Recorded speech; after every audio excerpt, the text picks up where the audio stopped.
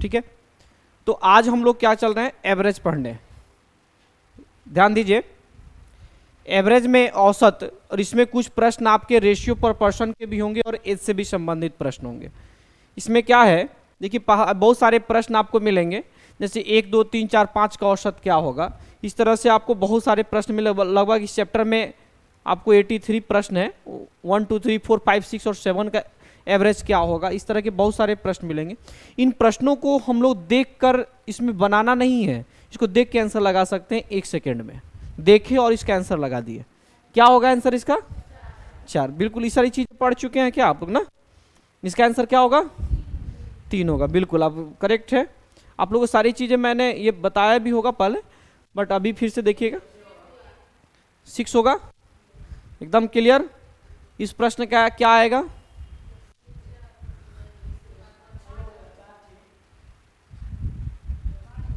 ये क्या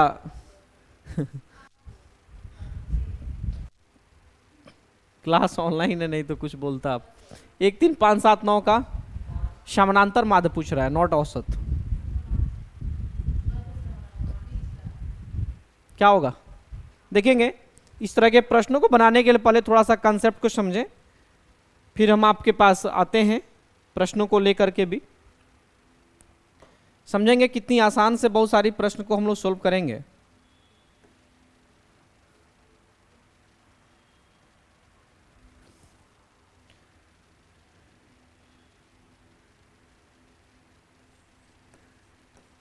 अगर हम बात करते हैं संख्याओं का समूह, संख्याओं का समूह की बात करते हैं अगर हम,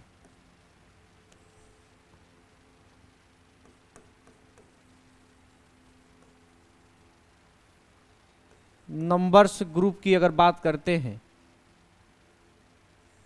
या फिर आप ऐसे कह सकते हैं कि ग्रुप ऑफ नंबर्स,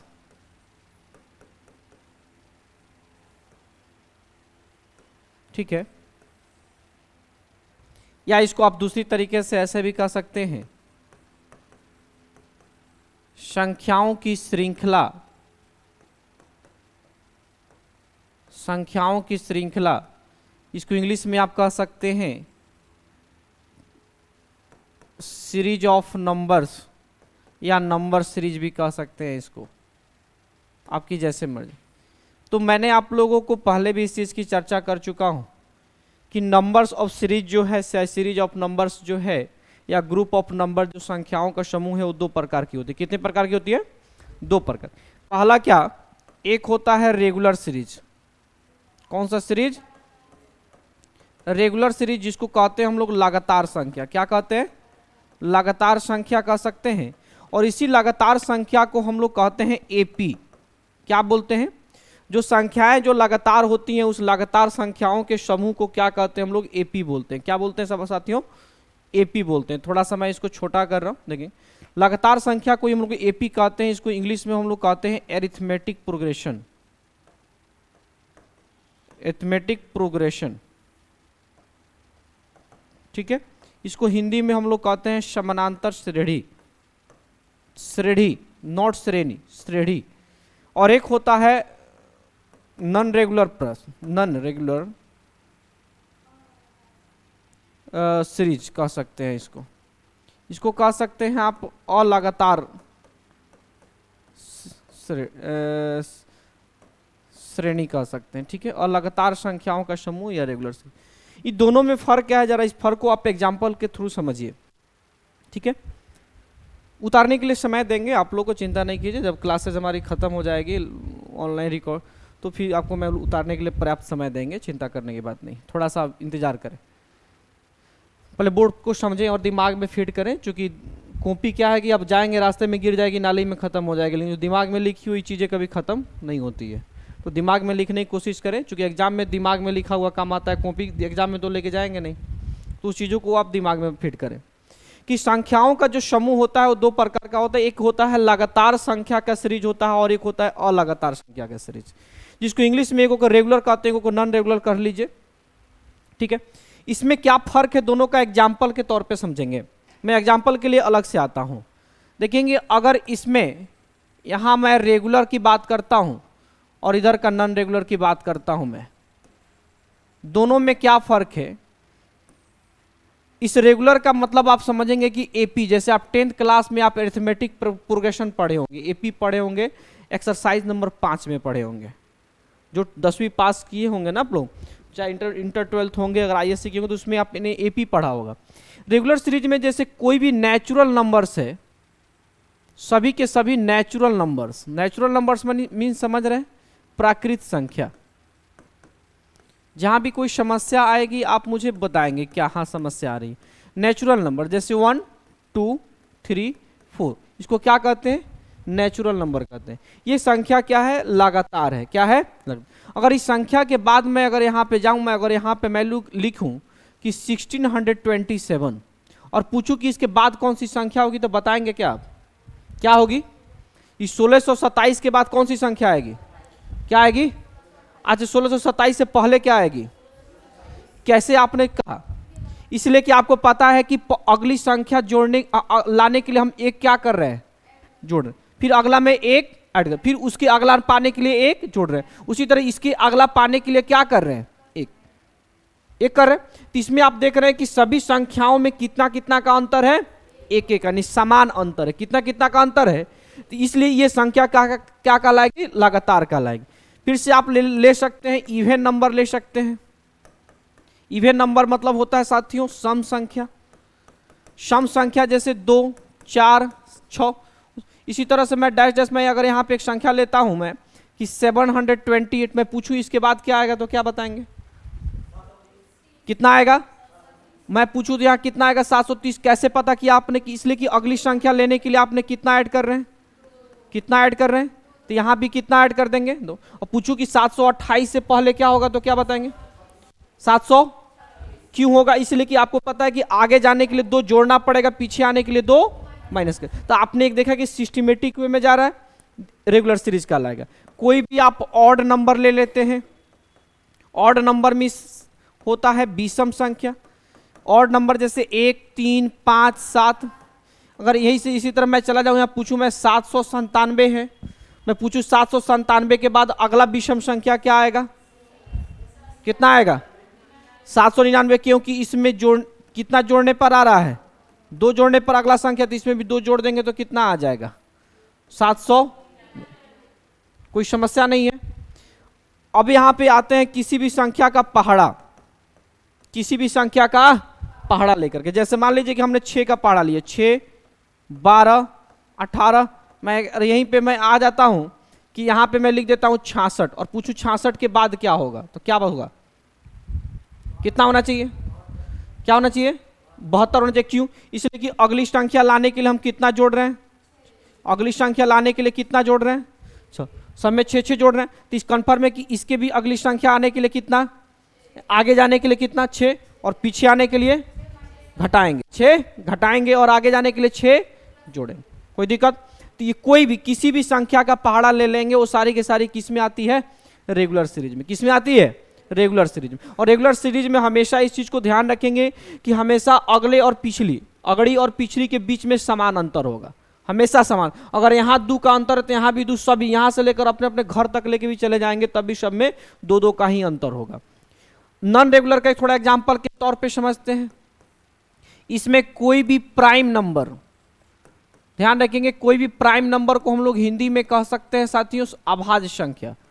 क्या कहते हैं, अभाज्य संख्या। कोई भी अभाज्य संख्या जो होगा, जैसे मान लें कि सबसे छोटी अभाज्य संख्या क्या होती है, 2। याद रखेंगे, आपके परीक्षा में पूछी जाएगी प्रश्न कि सबसे छोटी अभाज्य संख्या क्या होगी, 2। उसके बाद 3 5 7 9 11 13। अभाज्य संख्या किसे कहते हैं, तो वैसी संख्या जो सिर्फ एक और स्वयं से कटे, वैसी संख्या जो सिर्फ एक और स्वयं के अलावा किसी अन्य संख्या से विभाजित नहीं होती है, उसे क्या सी संख्या कहते हैं, प्राइम नंबर। अब यानी कह सकते हैं कि वैसी संख्या जिसके फैक्टर्स की संख्या, गुणनखंडों की संख्या केवल क्या होती है, 2, यानी एक और स्वयं। कोई भी संख्या देखिए, जैसे 7 है, 1 से कटेगी, 1 के पहाड़ा में आएगी, नहीं तो 7 की, इसके अलावा किसी और संख्या के पहाड़ा में नहीं है। 13 जो है एक और 13 के अलावा। लेकिन 9 जो आप ले रहे थे तो 9 देखेंगे 1 और 9 के पहाड़ा में आती है, लेकिन इसके अलावा तो इसके बेटों की संख्या कितनी है साथियों? 3। कितनी है? 3। जबकि इन सब के बेटों की संख्या कितनी थी? 2। तो जिसकी बेटों की संख्या 2 से ना कम होना, 2 से ज्यादा हो। 2 से कम भी होगा तब भी नहीं होगा, 2 से ज्यादा होगा तब भी नहीं होगा, 2 होना चाहिए। तो 13, फिर यहां पे क्या ले लेंगे? 17, 19, 23, है ना। अब देखिए यहां पे कितना का अंतर? 1, यहां पे 2 ना जी। आप चेवरे पब्लिक स्कूल से पढ़ो लो का जी आप। इसमें कितना का 4 देख रहे, तो कहीं 1 का कोई, चलिए थैंक यू, पढ़े हैं आप, पढ़ा चुके हैं आप लोग इसलिए बोल रहे हैं। 1 से 130 के बीच में कितना होता है?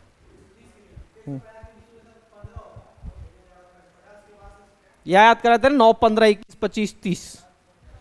ठीक है, तो इसमें देख रहे हैं कि 1 का डिफरेंस है, यहाँ 2 का, यहाँ 2 का, फिर यहाँ 4 का, फिर 2 का, 4, इसी तरह अलग अलग डिफरेंस। जैसे मान लीजिए और संख्या ले लेते हैं, 30 ले लेते हैं, 35 ले लेते हैं, 17 ले लेते हैं, 46 ले लेते हैं, 97 ले लेते हैं, इस तरह से।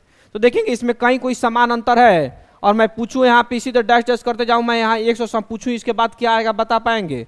नहीं बता पाएंगे, क्योंकि यहाँ सिस्टम नहीं है। कभी 5 ऐड हो रहा है, कभी घट रहा है, कभी बढ़ रहा है, कभी ज्यादा बढ़ रहा है। तो कोई डिफरेंस इसमें कोई सिस्टम नहीं है, इसलिए आप अगली संख्या और पिछली संख्या नहीं बता सकते। तो ये क्या कहलाता है? नॉन रेगुलर संख्या। क्या कहते हैं? जो कि रेगुलर नहीं है। कोई दिक्कत अभी तक? क्लियर? समझ में आ रहा है? नहीं समझ में आएगा तो पूछिएगा रोक करके। देखिए, तो अब जो हम लोग औसत की जो बात करते हैं, तो अब हम लोग सबसे पहले रेगुलर सीरीज की बात करते हैं। रेगुलर सीरीज का औसत क्या होगा, यानी एवरेज क्या होगा, समझेंगे। सबसे पहले इनकी औसत की बात करते हैं, तो इनका फॉर्मूला पहले समझेंगे आप।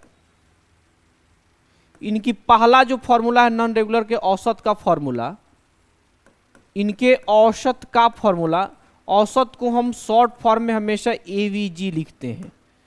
ठीक है, एवीजी, एवरेज मैं लिखता हूं, बाकी लोग क्या होता है मुझे नहीं पता, लेकिन मैं लिखता हूं। जब भी एवीजी लिखेंगे तो उसका मतलब समझेंगे कि एवरेज लिख रहा हूं। तो औसत बराबर होता है रेगुलर नंबर सीरीज का मिड नंबर। कौन सा संख्या? Mid number. मिड नंबर माने होता है बीच वाली संख्या, बीच वाली संख्या, बीच वाली संख्या। ठीक है, बीच वाली संख्या।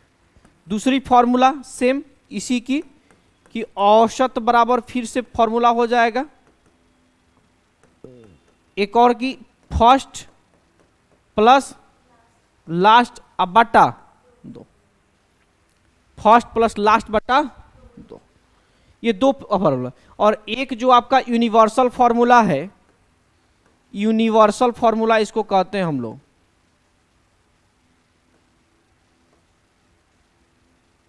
यूनिवर्सल फॉर्मूला जो होता है कि सभी जितनी दी गई संख्याओं का योग बटा जो को संख्या रहेगा उसे क्या कर देंगे? भाग देंगे। तो ध्यान रखेंगे कि इस तरीका से कभी भी रेगुलर सीरीज का वैल्यू औसत नहीं निकालना है। जब भी रेगुलर सीरीज दे देगा तो कभी भी इस तरीके से कोई भी प्रश्न का आंसर नहीं निकालना है। इस चीज को हमेशा क्या करेंगे? ध्यान रखेंगे आप। ठीक है, तो रेगुलर सीरीज का औसत निकालने का फॉर्मूला आपने क्या जाना कि बीच वाली संख्या और औसत बराबर, दूसरी फॉर्मूला क्या? फर्स्ट प्लस लास्ट बटा 2। दोनों में से कौन किसका कहां यूज करेंगे हम लोग प्रश्न से सीखेंगे। ठीक है, आइए हम लोग प्रश्न पे चलते हैं। अब प्रश्न में देखेंगे, पहला प्रश्न दिया है कि 1, 2, 3, 4, 5 का औसत क्या होगा। तो जब भी इस तरह के प्रश्न देगा तो सबसे पहले हम लोग ये पहले देखेंगे और सोचेंगे कि ये प्रश्न रेगुलर सीरीज में है कि नॉन रेगुलर सीरीज में है। क्या है? रेगुलर है कि नॉन रेगुलर? क्यों रेगुलर है? कि इसलिए कि सभी को जोड़ने पर सब में कितना का अंतर आ रहा है? 1-1 का। सब में कितना का डिफरेंस है? 1-1, समान डिफरेंस है। क्या है? समान डिफरेंस। तो जब भी इस संख्या का औसत निकालना होगा साथियों, तो बहुत आसान है औसत निकालना, कि चूंकि एकदम सीधे लिखेंगे कि चूंकि यह जो है रेगुलर में है। क्या है? रेगुलर में है, समझेंगे। तो हमेशा इसका एवरेज निकालने के लिए दोनों फॉर्मूला यूज कर लिए। पहला क्या है? पहले आपको सिखा रहे हैं, क्योंकि मैथ हम पढ़ा नहीं रहे हैं, सिखा रहे हैं। पढ़ेंगे बाद में, पहले अभी सीखिए बनाएंगे कैसे। ठीक है, फिर पढ़ेंगे किस हिसाब से, कि पढ़ने के लिए तो इसको देख के आंसर लगाना है, सीखने के लिए हम बता रहे हैं अभी, सीखिए कि बनाते कैसे हैं। मिड नंबर, तो देखो 1 2 3 4 5 है, 1 2 3 4 5 में बीच वाली संख्या कौन है? मिड। मिड नंबर माने बीच वाली, मिडिल नंबर। मिड मतलब मिडिल नंबर, मध्य वाली, मैंने मिडिल का शॉर्ट फॉर्म मिड लिखा हुआ है। तो मिड नंबर वाली सबसे छोटी संख्या क्या होगी? 3। This is the answer. Clear? अगर आप दूसरे तरीका से बनाते, चलिए ये पहला मेथड में तरीका निकाल दिया, दूसरे मेथड से निकालते कि एवरेज का फॉर्मूला मैंने क्या बताया था? फर्स्ट प्लस लास्ट, अब बट्टा कितना साथियों? 2। तो फर्स्ट कितना है अपना, लास्ट कितना है? तो 1 और 5। अब आप सीटेट की तैयारी कर रहे हैं और बच्चों को पढ़ाना है स्कूल में ना, इसलिए तैयारी कर रहे हैं। तो अब इतना तो है नहीं कि अब 1 और 5 को अब कॉपी पे जोड़िएगा, दिमाग में भी जोड़ सकते हैं ना। 1 और 5 कितना होगा? अगर इतना भी कॉपी में जोड़ते हैं तो फिर आप सीटेट क्या है के लिए तैयारी करना है? बच्चों को फिर पढ़ाएंगे, पढ़ाने से फायदा है। 5 1 6 कैंसिल करके कितना आ जाएगा? आप तीसरा तरीका भी जो मैंने फॉर्मूला आपका बताया, ये वाला यूनिवर्सल फॉर्मूला योग बट्टा संख्या, आप यहां से भी निकाल सकते हैं। जो आसान होगा आप मुझे बता देंगे कि क्या होगा। ठीक है, कि एवरेज बराबर मैंने क्या बताया यहां? योग बट्टा कितना? संख्या। तो योग जोड़ दो, सबको जोड़ो। 5 4 9 3 12 2 14 और 1 कितना हो जाएगा? यानी सभी को जोड़ दीजिए। 1 प्लस 2 प्लस 3 प्लस 4 प्लस कितना? 5। टोटल कौ गो संख्या है? 5। तो देखो टोटल 15 होगा, 15 को 5 से डिवाइड करेंगे साथ ही कितना आंसर? कोई दिक्कत? तो आप तीनों विधि में कौन आसान है? समय आसान का मतलब नहीं होता, आसान मतलब समय इसमें कम लग रहा है, पहला वाला क्या। लेकिन ध्यान रखेंगे कि आपको रेगुलर सीरीज में सिर्फ पहला से काम नहीं चलेगा, आपको दूसरा वाला भी ध्यान रख के चलना पड़ेगा। इसलिए कि छोटी छोटी संख्याएं दी गई है तो आप आसानी से इसको निकाल ले रहे हैं, लेकिन जब संख्याओं का समूह बहुत बड़ा रहेगा तो फिर आप बीच वाली संख्या ढूंढने में आपकी नानी याद आ जाएगी। क्लियर? तो इस चीज़ को नानी को याद करने की जरूरत नहीं है, फटाफट इसको बना लेना है आपको उस वाले फॉर्मूला को रख करके। ठीक है, चलिए आगे बढ़ें। तो इसमें हम लोग कौन से फॉर्मूला को अपनाएंगे? यहाँ फिर अगले आइए, अगले प्रश्न में बहुत सारे प्रश्न हैं। 1 2 3 4 5 6 और 7 का औसत क्या होगा? तो छोटी सीरीज है ना, 7 तक है मात्र, तो इसमें एकदम बीच वाली संख्या 3 गो इधर छाड़ दीजिए, 3 गो इधर छाड़ दिए, बीच वाली क्या आ जाएगी? This is the mid number और this is the average is equal to 4। कोई दिक्कत? निकाल लेंगे। प्रश्न ऐसा ही इसी तरह से प्रश्न पूछता है, थोड़ा कठिन प्रश्न आएगा तो मैं ऑलरेडी प्रीवियस ईयर्स के सारे क्वेश्चन मैं आपको एक जगह इकट्ठा करके मैं टेस्ट ले ही ले रहा हूँ। ठीक है ना, तो उसी तरह से प्रिपरेशन हो जाएगा, कोई दिक्कत नहीं है।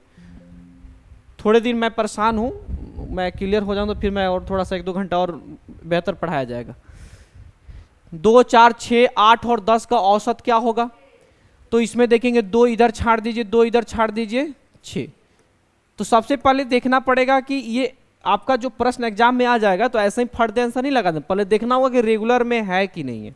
रेगुलर में है ना, 2 2 4, फिर 4 2 6, 6 2 8, 8 2 10, सब में 2 2 जोड़ने पर तो mid number is equal to average is equal to 6। कोई दिक्कत? बढ़े? अगले प्रश्न 2 4 6 और 8 का औसत। अब देखो 4 गो न है तो 2 गो इधर छाड़ दिए, 2 गो इधर छाड़ दिए, कोई दिक्कत? छाड़ दिए। अब भाई बीच, इसके बीच में क्या आता है? 4 और 6 के बीच में क्या आता है जी? 4 और 6 के बीच में, तो this is the called average. 4 और 6 के बीच में एवरेज 5 आता है, आंसर हो गया। अगर आपको नहीं अगर लगे कि सर इसके 4 गो बीच वाली संख्या कैसे निकालेंगे, तो आप एवरेज निकालने के लिए फर्स्ट लास्ट जोड़ दीजिए, 2 और 8 10, 10 को 2 से भागा दीजिएगा 5, कितना आंसर? फर्स्ट प्लस लास्ट से निकाल लीजिए, कोई दिक्कत? आ रहा है करेक्ट समझ? चलिए, समझ में आना चाहिए और कोई बात नहीं है। चलिए, समानांतर माध्य, 2 चीजें समझेंगे आप। प्रश्न में कभी कभी एवरेज का नाम बदल के तुमसे पूछता है। क्यों पूछता है? किस लिए कि 9th और 10th में जो है वो आपको एवरेज नहीं पढ़ना है, वहां पढ़ना है सांख्यिकी पढ़ना है, स्टैटिक्स पढ़ना है, एक्सरसाइज नंबर 14 में, 10th क्लास के 14 चैप्टर में मैथ्स के आपको स्टैटिक्स पढ़ना है। तो वहाँ स्टैटिक्स में एवरेज जो है इस औसत को ही यहाँ माध्य बोलता है, और माध्य को बोल देगा, माध्य भी बोल सकता है, समानांतर माध्य भी बोल सकता है, कभी कभी इंग्लिश में मीन बोल देता है, क्योंकि मीन माने क्या होता है? माध्य। तो कभी कभी तुम्हारे इंग्लिश में मीन भी मीन मौ में दीर्घिकार मीन लिख देगा, बोल देगा निकालने के लिए। आपको समझ में आ रहा है, कोई दिक्कत नहीं ना है?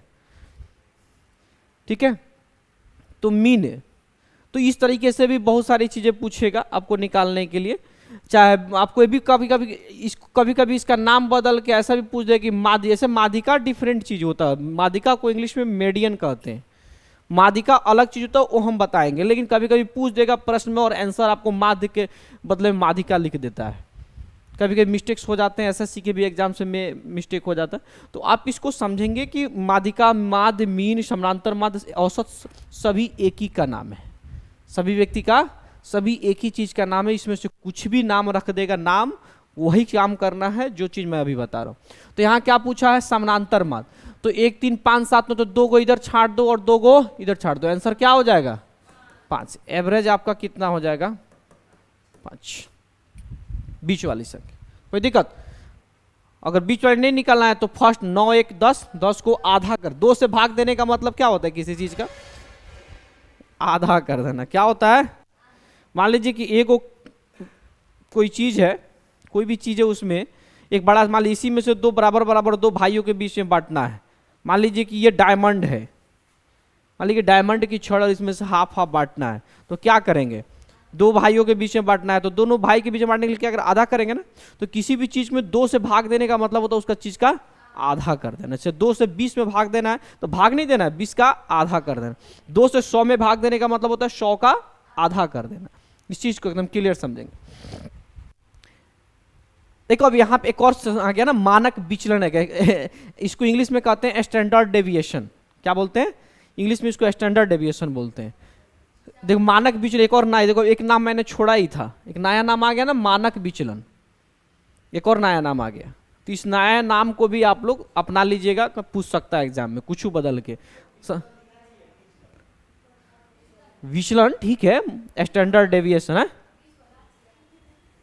अरे नहीं, वो बीच वाला विचलन नहीं होता। विचलन का मतलब होता है डेविएशन, माने जो इसमें डिफरेंसेस जो आते हैं उसको बोलते हैं, ठीक है ना, उसको बोलते हैं। इसका नाम आप बीच से विचलन नहीं बना लीजिए, बट ठीक है, बीच से विचलन कर रहे हैं तो अच्छी बात। 1 2 3 4 5 तो सेम इसमें भी क्या होगा? 3 को इधर छाटिए, 3 को इधर छाटिए, आंसर क्या हो जाएगा? 4 4 इज द एवरेज। कोई दिक्कत यहां तक? चलिए, बहुत अच्छा प्रश्न। इसमें क्या है? 5 8 11 14 का औसत क्या होगा? तो अंदाजे नहीं करेंगे, सबसे पहले देखेंगे ऐसे। 5 3 8, 8 3 11, 11 3, यानी सब में 3 3 का डिफरेंस है। 3 3 का डिफरेंस है, इसका मतलब रेगुलर है, ठीक है। तो रेगुलर तो 5 8 11 14 का एवरेज क्या होगा? इसके बीच वाली संख्या 10 कहां से हो जाएगा?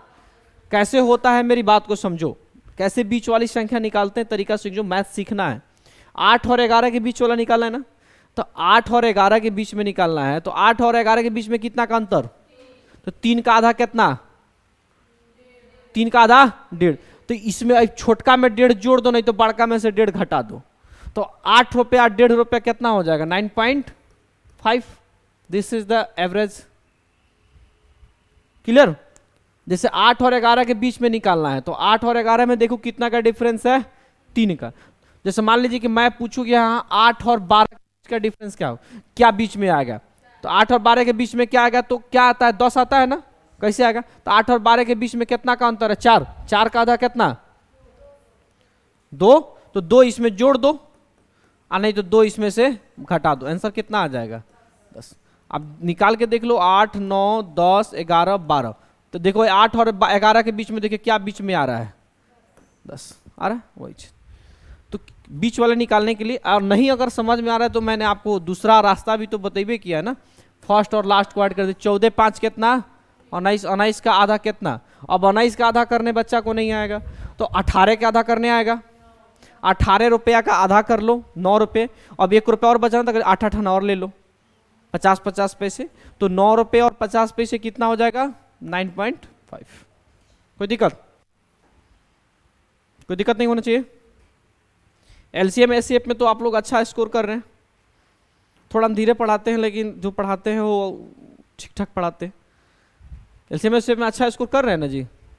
एलसीएम एससीएफ में तो हमको नहीं लगता कि परीक्षा आपके एग्जाम में छूटना चाहिए। छूट जाएगा? छूटना नहीं चाहिए। चलिए यहाँ पे व्हाट हैपेंस सर, क्या होगा 10, 15, 20, 25 और 30 का औसत क्या होगा? तो देखो इसमें डिफरेंसेस पहले देख लो, 5, 5, 20, 20, 25, 25 और 5, 30 का डिफरेंसेस पूछ रहा है। तो कौ गो संख्या है इसमें? 5 गो, तो 2 को इधर बांट दो, 2 को इधर बांट दो, आंसर क्या हो जाएगा? बीच वाला संख्या जो होगा 20 आपका एवरेज। नहीं तो फर्स्ट प्लस लास्ट अगर 30, 10, 60, 30, 10, 40, 40 का आधा 20, कोई दिक्कत? चलिए उतारने के लिए टाइम देंगे, चिंता नहीं कीजिए। प्रथम 15 प्राकृत संख्याओं का, हाँ आप देखो यहां से वैरायटी सेकंड चेंज हो गया। आप 7-8 प्रश्न बड़ा आसान से समझे, यहां से तरीका थोड़ा सा डिफरेंस और यहां से मजा आएगा पढ़ने में, ठीक है। सॉल्यूशन, क्योंकि हमारी पढ़ाने के नहीं, पहले बड़ी आसान तरीके से धीरे धीरे धीरे समझा के कंसेप्ट बना के फिर अंत तक लेके जाना है। कल आप लोग कंप्लीट करके आइएगा आपका क्या, नेचर ऑफ मैथमेटिक्स पेडागोजी का फर्स्ट चैप्टर। क्योंकि 1-2 चैप्टर मैं ये थ्योरी निकालूंगा, फिर 1-2 चैप्टर, 6 चैप्टर पढ़ना ही है मैथ्स के पेडागोजी। तो एक चैप्टर मैं आपका कंप्लीट कर दूंगा, आप कल याद करके आएंगे तभी पेडागोजी के क्वेश्चन कराऊंगा मैं, ठीक है। क्योंकि पेडागोजी का क्वेश्चन तभी कराऊंगा जब आपको याद रहेगा, तभी मजा आएगा, नहीं याद रहेगा तो मजा नहीं आएगा। आप उसको लिख लेंगे, मैं टेलीग्राम पे व्हाट्सएप पे सब जगह शेयर कर दिया है। आप उस टेलीग्राम पे जो मैंने पीडीएफ भेजा उसको आप दूसरे जगह भी शेयर कर सकते हैं। उसको ऐसे बनाया गया कि आप कहीं भी शेयर कीजिए, उससे कोई दिक्कत नहीं है। सभी नोट्स शेयर करने के लिए नहीं बनेगा, लेकिन वो भेज सकते हैं आप। प्रथम 15 प्राकृत संख्याओं, प्राकृत का मतलब क्या होता है साथियों? Natural number. क्या होता है? Natural number. क्या होता है? नेचुरल नंबर्स होता है। प्राकृत संख्या मैंने गिनती की संख्या को बोलते हैं ना। देखिए आवाज नहीं, प्रथम 15 नेचुरल नंबर्स की अगर हम बात करते हैं, नेचुरल मतलब प्राकृत संख्या यानी गिनती की संख्या या काउंटिंग नंबर कह सकते हैं। छोटे बच्चों को क्या कहा जाता है? Counting number. थोड़ा सा और बड़ा 5th 6th में जाओगे तो उसी को नेचुरल नंबर पढ़ा जाता है ना। तो अलग अलग जैसे क्लासेस बढ़ती जाती है उसी तरह से आप लोग पढ़ते हैं। जैसे आप लोग छोटे क्लास में होंगे तो आप लोगों ने क्या पढ़ा होगा छोटे क्लास में, कि प्रकाश हमेशा सीधी रेखाओं में गमन करती है, पढ़े होंगे आप। जो लाइट होती है जो निकलती हैं रे, सीधी रेखाओं में गमन। जब 8th 9th में पढ़े होंगे तो देखे होंगे कि प्रकाश जो है थोड़ा टेढ़ी मेढ़ी भी गुजरती है। एक टीन वाला यहाँ पे आप लोग पढ़े होंगे, ऐसे एक टीन वाला था, उसमें टीन वाला में हल्का छेद कर दिया जाता था, एक छेद यहाँ, तो देखते प्रकाश ऐसे गुजरती है, नहीं टेढ़ी भी हो। फिर आपने 10th क्लास में प्रकाश का परावर्तन पढ़ा होगा। वहाँ पढ़ा होगा कि जब किसी अपारदर्शी वस्तु से पढ़ते तो प्रकाश क्या होती है, जिस दिशा में से जाते उसी दिशा में वापस टकरा के लौटती भी है। इसको आपतित किरण कहते हैं, इसको परावर्तन, इसको बीच में हम लोग नॉर्मल से यानी अभिलंब कहा जाता है, पढ़े होंगे। जब 10th क्लास में ही आपने अपवर्तन पढ़े होंगे, रिफ्रैक्शन ऑफ लाइट्स पढ़े होंगे, उसमें पढ़े होंगे कि जब किसी लेंस से होकर गुजरती है तो प्रकाश क्या होती है, जाके आगे मुड़ जाती है, आर पार हो जाती है। तो एक ही प्रकाश है। छोटे क्लास में आपको सिर्फ इतना ही कहा गया था कि प्रकाश सीधी रेखाओं में गमन करती है। फिर बाद में पढ़ेंगे प्रकाश टेढ़ी मेढ़ी भी जाती है, प्रकाश लौटती भी है, टकरा कर, सब चीज। तो जैसे जैसे क्लासेज आपके बढ़ते उसके नाम्स भी बदल जाते हैं और उसके नॉर्म्स भी बदलते जाते हैं, ठीक है। तो चलिए उसी तरह से सेम है इस प्रश्न में। प्राकृत संख्या का मतलब गिनती की संख्या, काउंटिंग नंबर, जो छोटे बच्चों को पढ़ाते हैं, ठीक है। तो प्रथम 15 नेचुरल नंबर का मतलब क्या होता है? 1 से शुरू होगा, 2, 3 और कहां तक जाएगा? 15 तक जाएगा। अब इसमें बीच वाली संख्या निकालने की कोशिश नहीं करेंगे, आप कंफ्यूज हो जाएंगे, बीच वाली संख्या ढूंढते रह जाएंगे। इसमें फट दे एवरेज मिलिए, दूसरा नंबर फॉर्मूला फर्स्ट और 1 + 15 16 का आधा करेंगे कितना? अच्छा, इस तरह के प्रश्नों में आप कलम से बनाएंगे, कॉपी कलम से नहीं। आपको आराम से क्या एग्जाम में आएगा, प्रथम 15 अंदर से बंद है उधर से, तो प्रथम 15 प्राकृत संख्याओं को अगर पूछ रहा है तो फर्स्ट और लास्ट को क्या कर देंगे? ऐड कर देंगे। तो प्रथम 15 जब पूछ रहा है तो पता है कि 1 से शुरू होकर कहां तक जाएगा, यानी प्रथम 1 है और लास्ट क्या है? 15। तो 15 और 1 जोड़ देंगे 16, 16 का आधा कितना? तो प्रश्न आपको बनाने की जरूरत नहीं पड़ेगी, सीधे कॉपी कलम से देखेंगे। प्रथम 8 प्राकृत संख्याओं का औसत, तो फर्स्ट क्या है? 1, लास्ट क्या है? 8, 8 और 1 9, 9 का आधा 4.5 यानी 4.5 क्या हो जाएगा? 4.5। कोई दिक्कत? बना लेंगे। यानी इसको प्रथम 8 प्राकृत संख्या कॉपी पे उतारना होगा तो 1 से लेके कहां तक जाएंगे? 8, और इसको जोड़ेंगे 1 + 8 बट्टा कितना हो जाएगा?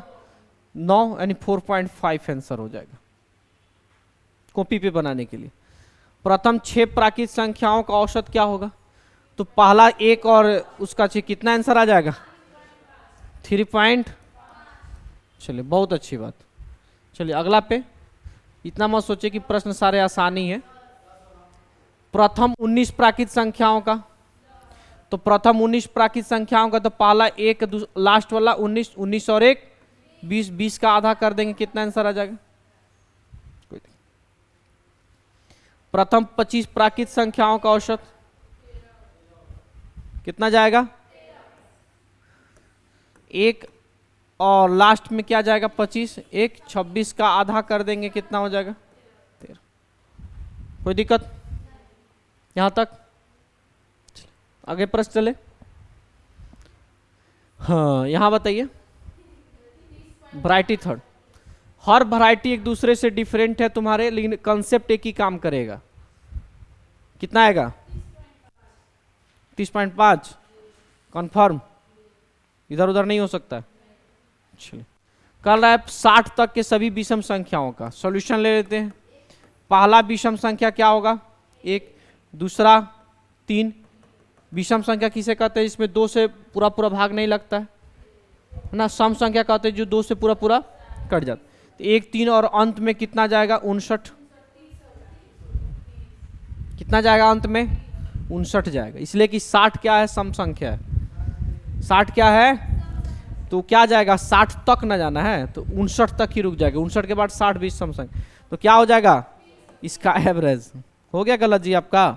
1 और 59 कितना, और आधा कर देंगे 60, 60 में 2 से डिवाइड कर देंगे, आंसर कितनी? 30। ठीक है। और आपके एग्जाम में 100% आंसर 30.5 भी दिया रहेगा, और आप आराम से मार के आएंगे और कहेंगे हमारा तो सही बनाए थे सर, कैसे गलत हो गया। तो यही मिस्टेक होती है, सावधानी बरतना पड़ेगा आपको। चिंता नहीं करना है, आप लोगों को इतना ज़्यादा प्रैक्टिस सेशन करा दिया जाएगा। और सम संख्या तो 2 से शुरू होगा, तब 31 आंसर होगा। 30.5 उसमें भी आंसर नहीं होगा, उसमें 2 से शुरू होगा और 60 जाएगा। आएगा ना अगला प्रश्न, हमको लगता है वही होना चाहिए।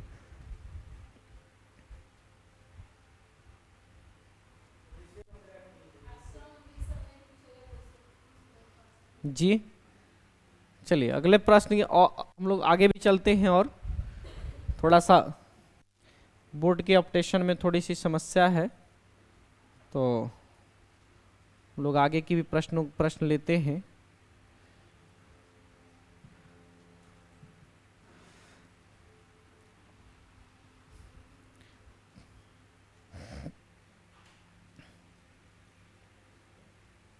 कहाँ तक पढ़े थे हम लोग? अच्छा ये चले।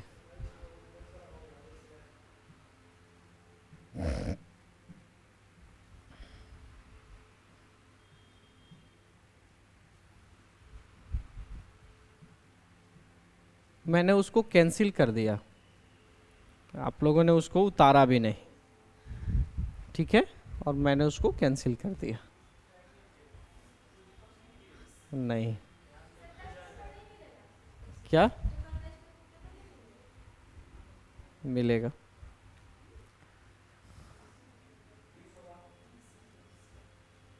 चलिए इस संख्या का बताइए कि 40 तक के सभी विषम 40 तक के सभी विषम संख्याओं का औसत क्या होगा? तो 40 तक का सभी विषम संख्या पूछ रहा है साथियों। तो 40 तक के सभी विषम संख्या का औसत जब पूछ रहा है तो एवरेज निकालना है ना। तो सबसे पहले देखिए कि 1 से शुरू होगा और कहाँ तक जाएगा? 39 तक। तो क्या होगा? फर्स्ट और लास्ट 1 प्लस 39/2, यानी आंसर कितनी आ जाएगी? 20। 39 और 1 40। कोई दिक्कत? चलिए समस्या नहीं होनी चाहिए। चलिए अगले प्रश्न के प्रति चले हम लोग।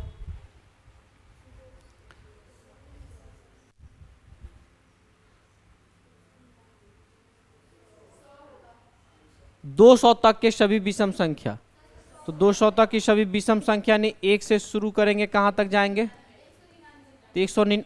आपको मैडम समझ में आ रहा है? ये 200 तक समझ रहे हैं? 199 क्यों हो रहा है? ये 199 कहाँ से आ रहा है, ये बात समझ में आ रहा है? इसलिए कि विषम संख्या ऑड नंबर की बात कर रहे हैं, और विषम संख्या उसे कहते हैं जिसके अंत में जिस भी संख्या के अंत में 0, 2, 4, 6 और 8 ये नहीं रहना। ये जब जिस संख्या के अंत में रहेगा तो ये सारी क्या कहलाएंगी? सम। और जिस संख्या के अंत में 1, 3, 5, 7 और 9 रहेगी वो क्या कहलाएगी? विषम संख्या कहलाएगी। तो 200 सम संख्या नहीं है, जबकि पूछा क्या यहाँ? विषम संख्या पूछ रहा है। तो हम 200 तक ही रहना, 200 के आगे नहीं जा सकते, 200 के आगे नहीं जा सकते, हमको 200 तक ही रहना। इसके बाद नदी है, रोड है, ये नहीं है, आगे जाना ही नहीं है। तो 200 से पहले आएंगे तो 0 है, तो 0 से पहले क्या आ जाएंगे? 9 में आ जाएंगे, यानी 199 आ जाएंगे। और इसी को क्या करेंगे? फर्स्ट और लास्ट जोड़ देंगे, कितनी हो जाएगी? 200। 200 का आधा कितनी होगी? 2 से भाग नहीं देना है, आधा करना है। बोलने का तरीका सीखना है, और तब जिस हिसाब से बोलेंगे दिमाग भी उसी हिसाब से वर्क करेगा, ठीक है? तो बहुत और भी प्रश्न है, देखिए इसमें आगे दिया हुआ है 100 तक के सभी विषम संख्याओं का औसत क्या होगा? देखेंगे तो ये 1 से शुरू होकर कहाँ तक जाएगा? 99 तक। 99 और 1 100 में 2 से डिवाइड करेंगे, कितना जाएगा? 50। चलिए आगे बढ़ते। 45 तक के सभी विषम संख्याओं का औसत, तो 1 से शुरू होगा और 45 तक जाएगा, इसलिए कि अंत में 45 से 5 है तो विषम। तो 45 और 1 46 का आधा कितना? अब नहीं आ रहा है समझ में, तो 4 का आधा 2 और 6 के आधा 3।